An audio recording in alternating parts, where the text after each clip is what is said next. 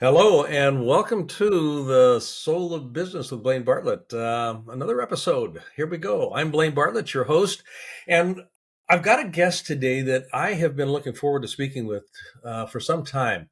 I first met Stephen Tang. About 6 years ago, I think, somewhere in that neighborhood, when we were doing a kind of a mastermind group with one of my partners in Philadelphia, and I was absolutely, struck by not only the measure of the man, but the breadth and depth of his experience. William and Mary, the university here, has just recently named him, particularly in the alumni magazine, as a Renaissance man, and that does not justify or even do justice to what Stephen brings to the table here. He's over 40 years has been working in the areas of healthcare and philanthropy, innovation, and it's the innovation piece that's actually really, I think, fascinating. His titles he's held over this 40-year career: chairman of the board, chief executive officer, founder, owner. You name it, he's done it, particularly at a senior level. He's served with governors. He's served on national panels. Um, we're going to have a fascinating conversation, folks. It's just a real treat and honor to be able to welcome Stephen Tang to the show. Steve, good to see you. Blaine, delighted to be with you. It's been too long, but we'll catch up quickly here. Yes, we will. Yes, we will. You've got a new book coming out, and I want to be sure that we touch on this. And I don't want to do a deep dive on it right now, but I do want to just position this because it's going to be seminal in terms of what our conversation actually ends up becoming. The title of it is "A Test for Our Time: Crisis Leadership for the Next Normal." Now, this title is fascinating to me, and I'm going to, like I said, posit this right now, and then we're going to come back in just a minute here. But in terms of the soul of business, which is the obvious working title of the program here, can you talk a little bit about, number one, what that evokes and where you see the new normal being when you think about the soul of business? Certainly, Blaine. So my book, A Test for Our Time, debuted in March 2023, earlier this year. You can find it on Amazon. The title, A Test for Our Time, is a play on words. It's my memoir, and it is very much of I was in a tough spot and learned a lot kind of memoir about leading a company during the pandemic, but not just any company. It's a company called Orshore Technologies, which quickly developed a home COVID test. Not just any home COVID test, it's the one that Oprah Winfrey's company called the easiest test of its kind to use. And as you can imagine, it meant rallying a lot of people to work in ways they had never worked before during the pandemic, keeping them all safe and productive. It was not be something you would predict could happen during the pandemic, but actually did. And it's also a leadership manifesto. My anthem is lead whole people wholeheartedly. And I think just to bridge to the soul of business, it's very much a integrated composite view of leading mind, body, and spirit to achieve things no one thought was be possible. So I think our interests are very well aligned in terms of the title and intent of our shows and our books. And there's much more we can explore from there. The idea of possibility, what we never thought possible. One of the ways that I frame leadership in the conversations that I have with my clients is leadership is actually the art as well as the science, but mostly the art of revealing possibilities for people in such a way that they go, I can't not have that. I don't know how I'm going to get it, but I can't not have that. Um, in the midst of the pandemic, when you were working with Orashore, um, and I worked with a lot of senior leaders in that period of time that were really struggling. I mean, the idea of we can't do what we did before. We can't do what we did before now. I'm not sure we can do what we did before tomorrow. what's the possibility for what we can do and how we can be. How did you work with your group, with your organization, with your staff and line employees to kind of keep them focused on what's possible in the midst of what we were experiencing?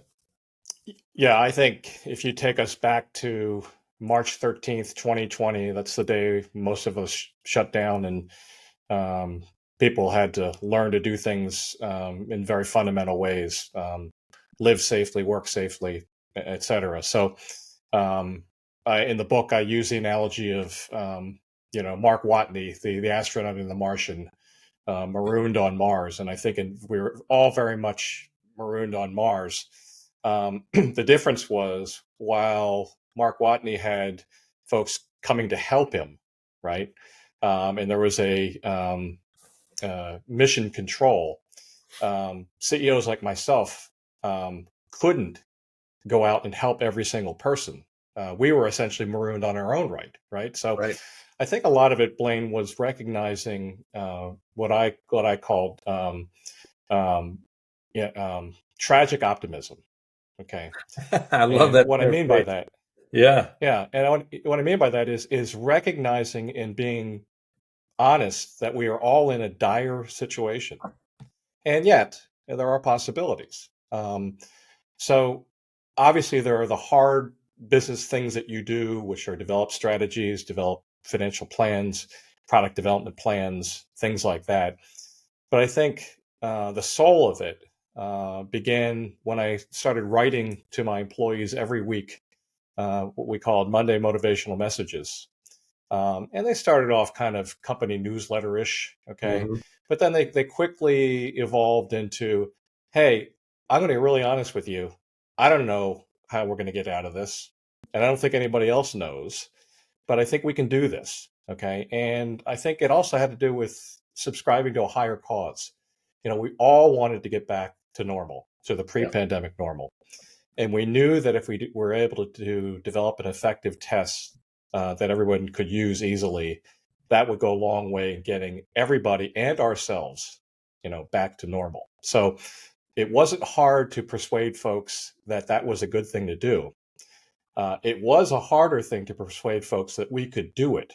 Tiny company, the giants in our industry, Abbott, 1,000 times more employees than OraSure had. Yeah. Even Quidel, which is also a competitor, 5 to 6 times as many employees. So we were very much the underdog, and I very much wanted people to know that I think we can do this. A little engine that could, Yeah. but I would need their help to make it happen. And so there's there's a saying which you've no doubt heard, which is hope is not a strategy, Yeah. right? Yeah. And I'll agree with that. I mean, you should not have a strategy that relies on chance, right? But hope is an effective way to pull people together. Yes. And I describe strategy as the overlap between capability and opportunity. If people bring their whole selves to work every single day, they will be more capable. And so if you're more capable, you have a more of a chance of actually executing your strategy. So Hmm. hope is not a strategy, but hope is absolutely necessary if you're trying to do extraordinary things that have never been done before. I love that distinction. And I'm going to go back to what you labeled the beginning here: tragic optimism. Um, the Stoics have got and I forget the actual Latin phrase for this, but it is a recognition of reality as it's being presented to me right now, Yes. without. I wish it could have been different. I mean, coulda, woulda, shoulda, sort of a thing here, but just the recognition that this is fate. This is what we've got right now, and there was always the and with the Stoics. What are we doing next? Which is where you drop in hope. What are we doing next? And the idea here, and this was my language for it. For the sake of what? When you start putting in, optimism. If we're going to do this, this is where we're at right now. But for the sake of what might this possibility come into play? For the sake of what does it? what possibilities open up when we start looking at it, in the context of for the sake of what? What does it make possible? What do I get to do, be, or have? Those sorts of things.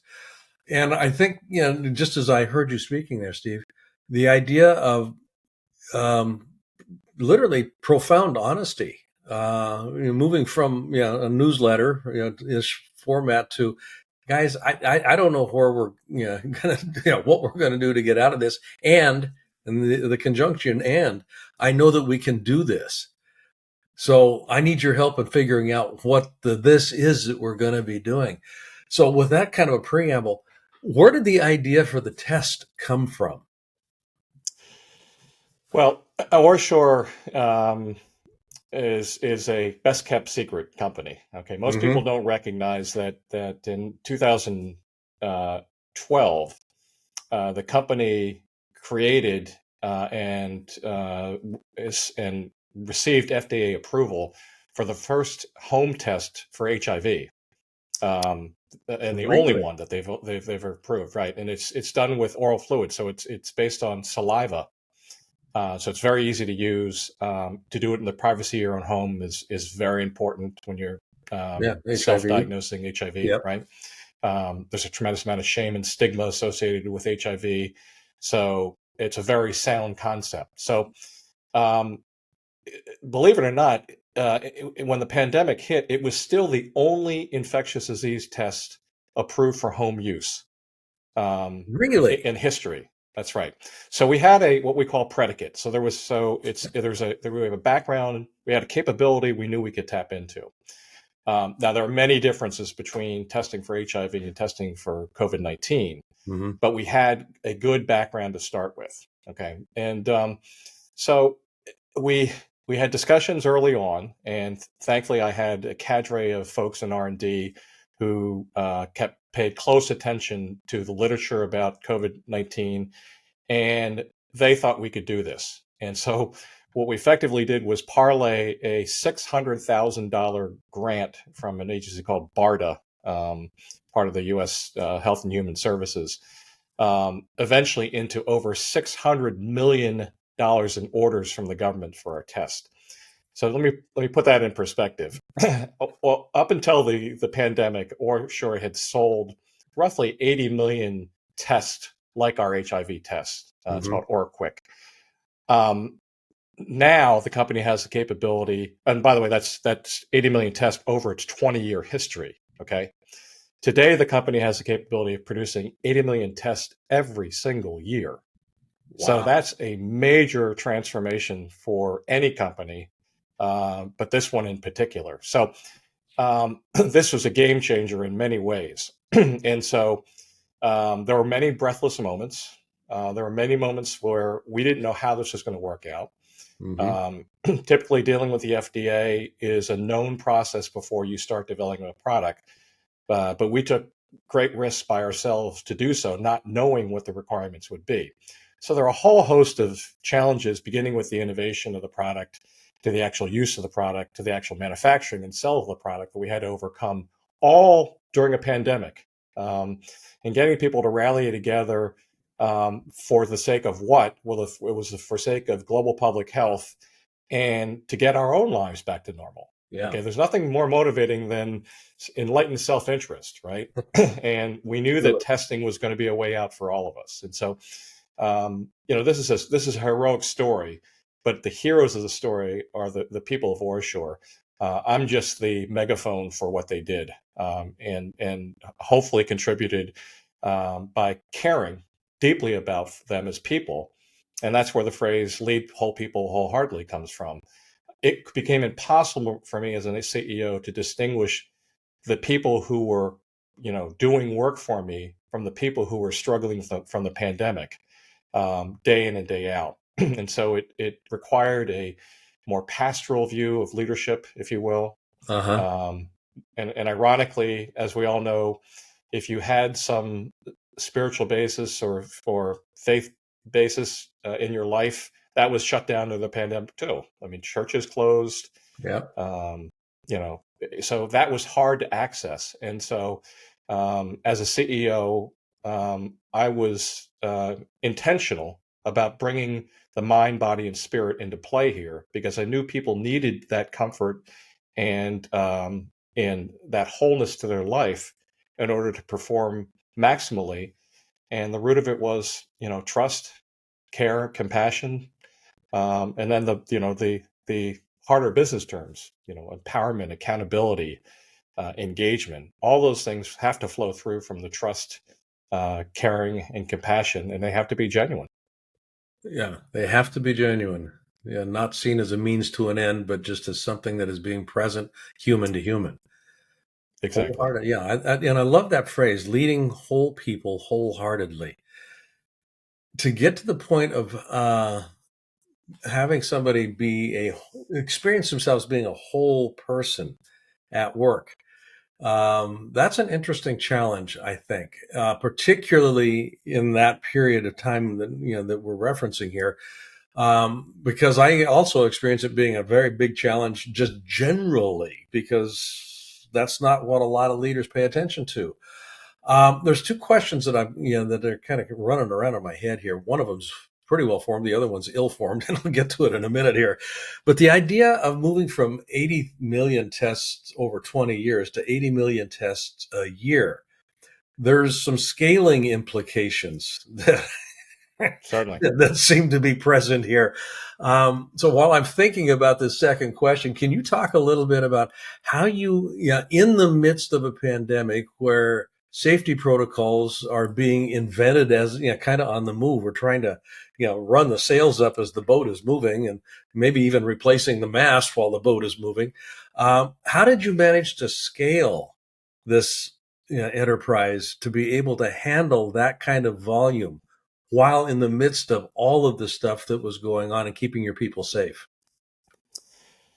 Well, that was an in-depth discussion led by the management team, and then which ultimately required board approval. All right, so Hmm. it had to be the magnitude of the investment we were talking about to make this happen was enormous, and so we had to have board approval to get there. So we all had to bring our A game to make that a compelling, convincing business case, and we're able to do that. Now, part of the um means to the madness, if you will, is that we ended up demolishing the corporate offices and creating new manufacturing lines with that space. So there was some delicious irony since we all couldn't come to the office. It wasn't being used, Yeah. and if you look at the difficulty of commissioning new facilities with FDA approval, it always makes sense to work with space that's already been approved by FDA, that can be commissioned for some other purpose. And so we made the decision to do that. And as a result of that, I actually lost my office as well. Um, and so, one of the running jokes was that when we finally commissioned the new facilities for manufacturing, the expansion, the quality control labs were in the space that was formerly my offices. And so I quipped, finally, there's quality work being done in that space in that building. That's great. The idea of innovation. Innovation is not the same as invention. Innovation is connecting the dots in a new way, but the dots already existed. So being able to take an FDA approved site and recommission it in a different way. I mean, you talk about an innovative approach to a challenge of scalability here. And I'm marking that out for you folks that are listening here because scalability oftentimes is a question that I get from entrepreneurs. How do we scale this thing? Well, you don't have to invent new things to do it. You start, what was it? Vincent van Gogh, or not? No, it was, um, oh goodness gracious, painter, Goethe, Monet, Claude Monet. In order to see something differently, I have to let go of the name that I was using to describe it to begin with. The name becomes a box. So, yeah, it's not an office. It's now, you start looking at that through that lens, and you start, and this is, I think, where innovation can really begin to come into play in a very interesting way. We're going to take a real quick break here, Stephen. When we come back, what I want to do, and I've got this other question that's actually just kind of gelling in my mind right now, um, and it has to do with how you got people to bring their whole selves to the possibility. So when we come back, folks, we're going to resume this conversation. I am looking forward to getting more information here, very specifically, and we'll get this tied down in a pretty bow before we end. Okay, so stay tuned. We'll be right back. The nature of life is evidenced in nature. Nature grows, and all of nature honors the desire to be more, to have more, and to do more. Life thrives when it's allowed to grow. And ideally, thriving is what we also, all of us, want to be able to do. Unfortunately, at some stage in life, most people find themselves settling into what I can only call a rut. And a rut is nothing more than a coffin with the ends kicked out. You want to quickly get out of any rut that you find yourself in. When you stop growing, that's when the coffin starts to appear.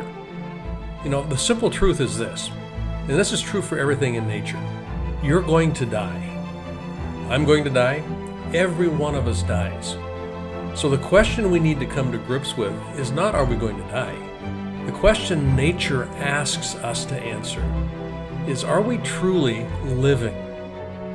That's what motivation is about. It's the desire to move. It's the desire to grow and to excel. Have I lived? How have I lived?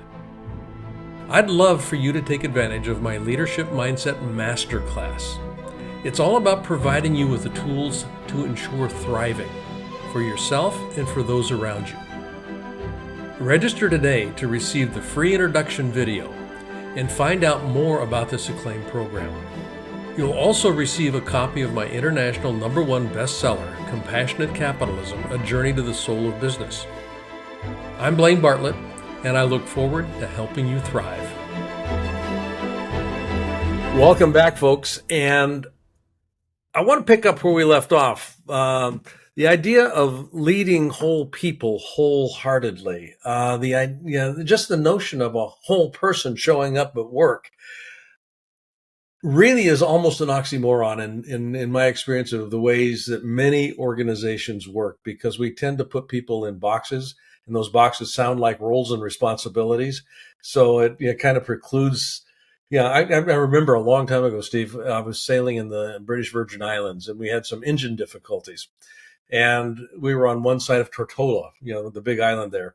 And so the marina sent a workman over the mountain, and he's, came with his little toolbox, and he's down in the engine area of the boat, and he's whistling, and he's just kind of doing all kinds of stuff. I looked in and said, that's really interesting. And he was doing some stuff with the carburetor. I'm not sure what it was. But I said, that is interesting. And he looked up at me and said, they don't pay me to think, but sometimes I do.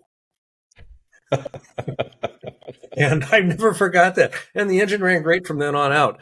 But this idea of bringing the whole person to work, what was the spark that kind of, number one, created that meme in your mind, but also enabled that to happen? How did it actually transpire?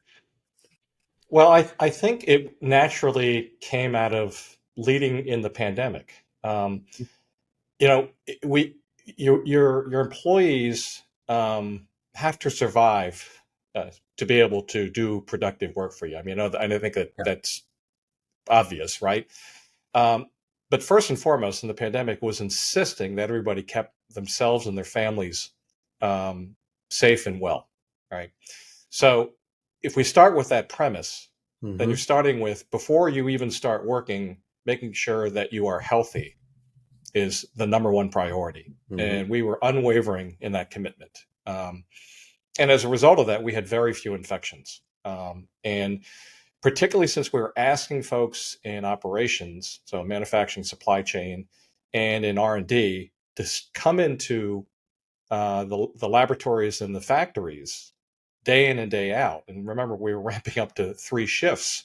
So we're hiring people, we're bringing them in, and so inherently there's got to be trust in each other, that you're not doing anything to endanger my health, and I'm not doing anything to endanger your health. So it's pretty basic at that level. Mm-hmm. So so how did it get implemented? Well, when I was a consultant back in the 90s, one of the firms I worked for had a trust formula, and it's very simple. Trust is equal to credibility times intimacy divided by risk. All right. So what do the terms mean? Well, credibility means there's no say do gap. What you say is what you do, and I can trust that part because you are reliable, right? Um, Intimacy means I trust you because I know you have my back. I know Mm-hmm. you have my best interest in mind. So when you're in a highly risky situation, so that denominator is very large, the only way that trust can be high and sort of meet the challenge of a risky situation is if your credibility and your intimacy soar.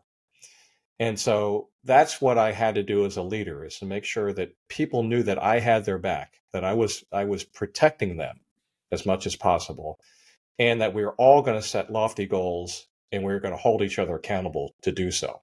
Mm-hmm. So that's the origin of the whole people, leading whole people part. And Yeah. we're all in together. And by the way, very few people could distinguish between their personal and professional lives during the pandemic. I mean, we're all in the same house 24/7.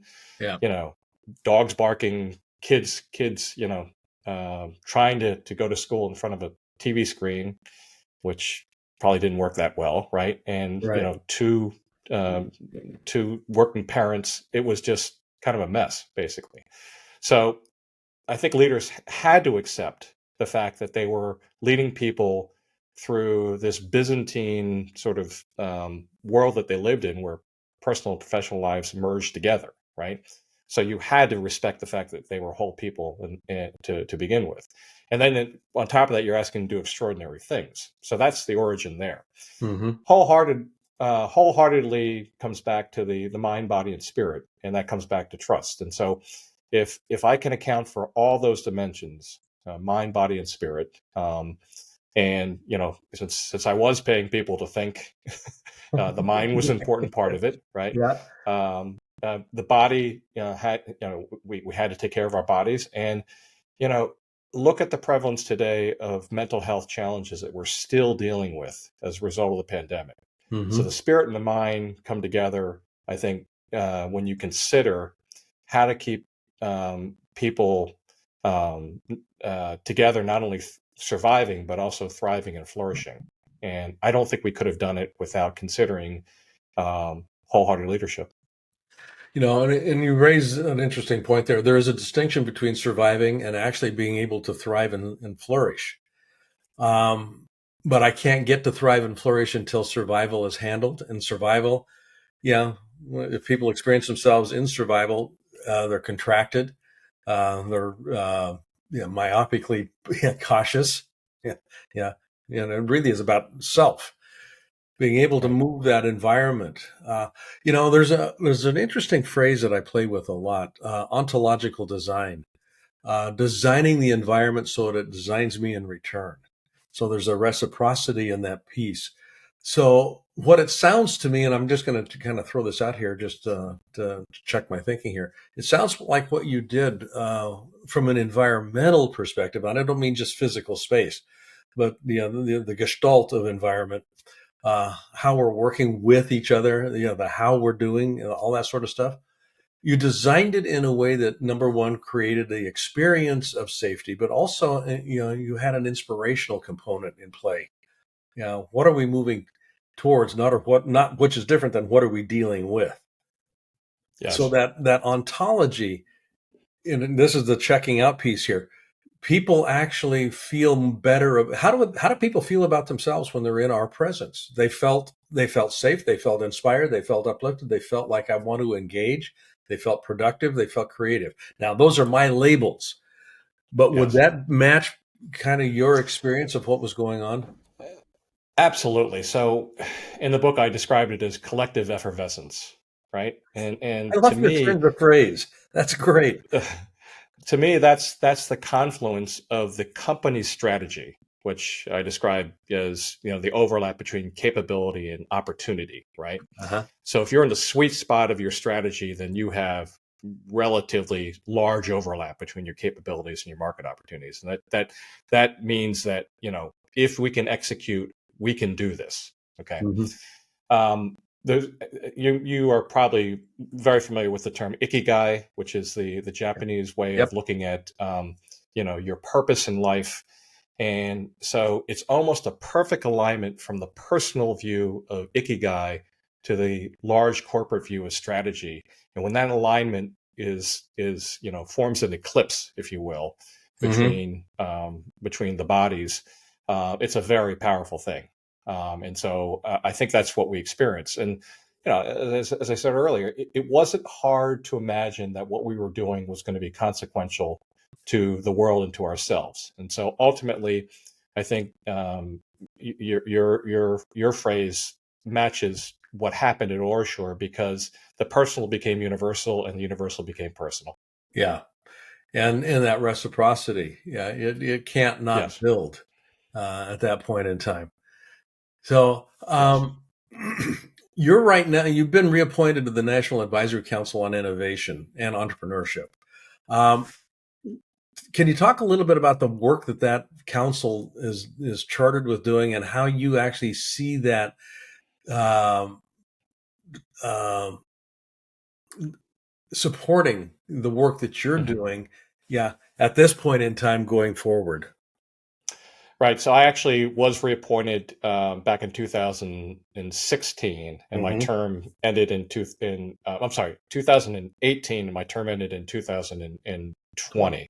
20. Yeah. So, and that work, it was basically to advise the U.S. Secretary of Commerce. Yeah. And we went through an administrative change between Penny Pritzker, who was Barack Obama's Secretary of Commerce, and then uh, I can't remember, it's Wilbur Ross, who became Well, the Ross, Secretary yeah. of Commerce under Trump. Yes.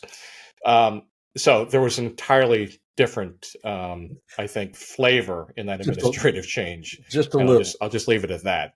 Right. Now, just fast forward, because I still keep in touch with the folks that are currently on NACI, the National Advisory Council of Innovation and Entrepreneurship.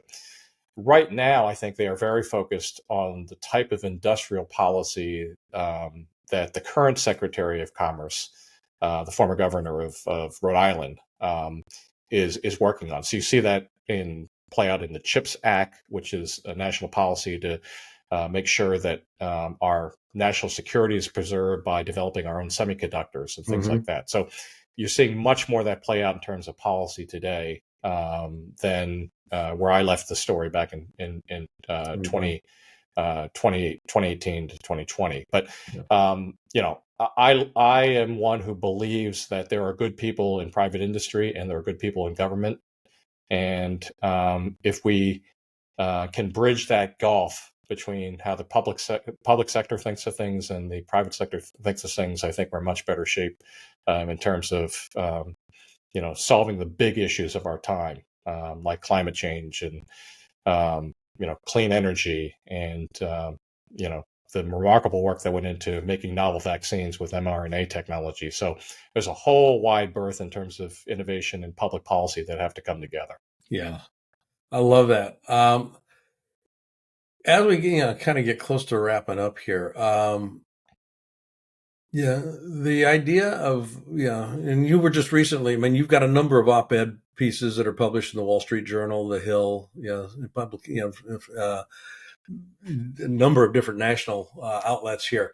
But you're also a distinguished alumni award for entrepreneurship winner, yeah, from Lehigh University. You're and I'm mentioning this, William and Mary as well as Lehigh. Yeah, most of your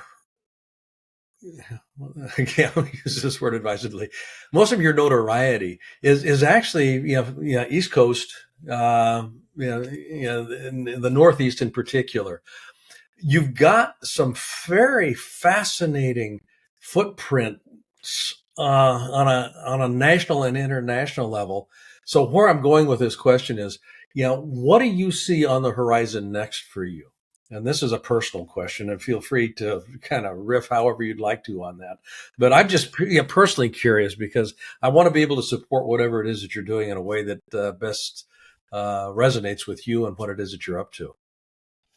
Well, I appreciate it, Blaine. I think our missions are aligned in that what I'm trying to do is create a movement um, towards wholehearted leadership. Hmm. And I have a sense that you are proclaiming the virtues of a similar construct in your work as well.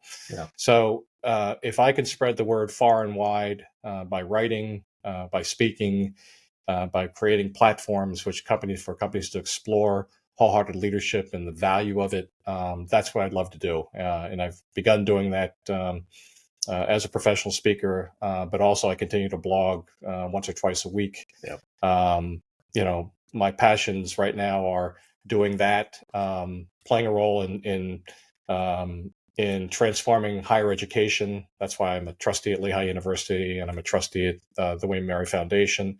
I'm also a board member of Population Services International, which is a global NGO devoted towards public health with a large focus on women's health, um, uh, reproductive health, public health and sanitation, eradicating diseases like HIV and malaria and the like. And so those are the things that I'm devoting my life to in the next chapter. I love it. I love it. So, where can people find out more, Steve? I know, Tang.ceo is one of the websites. You've got That's a my link website. profile Yes. that's pretty extensive. Yes. Anything other than that at this point? No, I blog frequently on my LinkedIn page, so Okay. please come join me, connect with me there. And you mentioned the website, www.tang.ceo. And I'd love to have you and the folks that you attract on my journey as well. I'm absolutely in harness with you. No question about that. And folks, I want you to pick up a copy of the book, A Test for Our Time: Crisis Leadership for the Next Normal. The next normal, yeah. And normal is always a fascinating word to me. And I'm not sure where normal fits, yeah, in a lot in today's world. So, yeah, we just kind of play with it and we see where we end up. So, Stephen, I want to thank you very much and taking the time and just kind of being here and being who you are.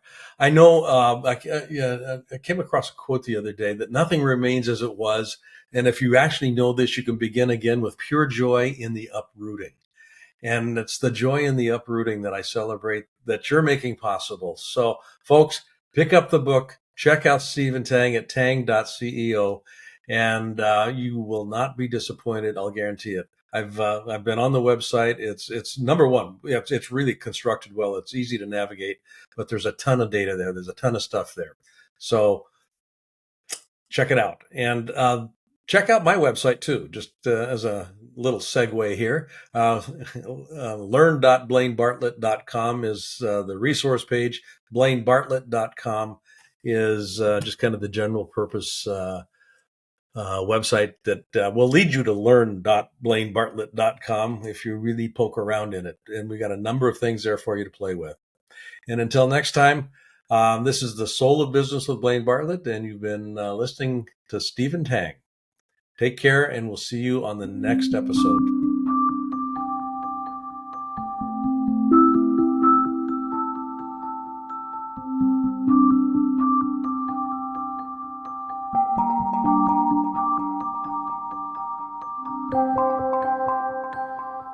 Hi, I'd like to ask you to do something for me if you wouldn't mind. If you like this episode, I'd like you to not only subscribe on your favorite site, but I'd also like you to give a rating. Ideally, a 5-star rating would be greatly appreciated.